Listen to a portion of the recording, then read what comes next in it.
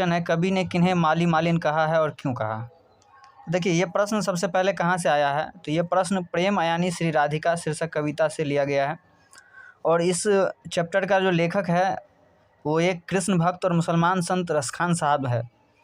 रसखान साहब एक ऐसे व्यक्ति थे जो मुसलमान होते हुए कृष्ण के भक्त थे और वृंदावन में आके बस गए थे, है ना। तो चलिए इस प्रश्न का उत्तर ढूंढते हैं। तो ये प्रश्न है कि कवि ने अर्थात रसखान साहब ने किन्हें माली मालिन कहा है और क्यों कहा है।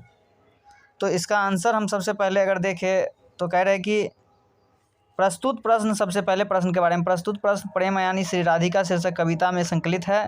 कृष्ण भक्त मुसलमान संत रसखान साहब द्वारा यह रचित है। इसके काव्य में उल्लास, मदकता और उत्कटता तीनों का अद्भुत संगम होता है।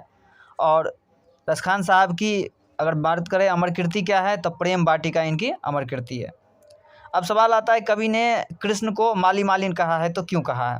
तो कवि ने प्रेम रूपी बगिया की, क्योंकि प्रेम का जो पहला संचार हुआ है वो कृष्ण और राधा से हुआ है, तो कवि ने प्रेम रूपी बगिया के माली श्री कृष्ण तथा मालिन राधिका रानी को कहा है।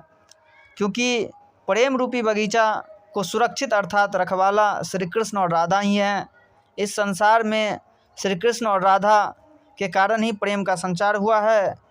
कवि हमेशा युगल रूप के सौंदर्य का पान करना चाहता है और कवि कहते हैं कि कृष्ण ने मेरे मन को चुरा लिया है, वो एक माली मालिन है और उन्हीं के कारण प्रेम का संचार हुआ है इस संसार में। इसीलिए कवि ने कृष्ण को और राधा को प्रेम रूपी बगिया के माली और मालिन कहा है। उम्मीद करते हैं आपको समझ में आया होगा। धन्यवाद, आपका दिन शुभ हो।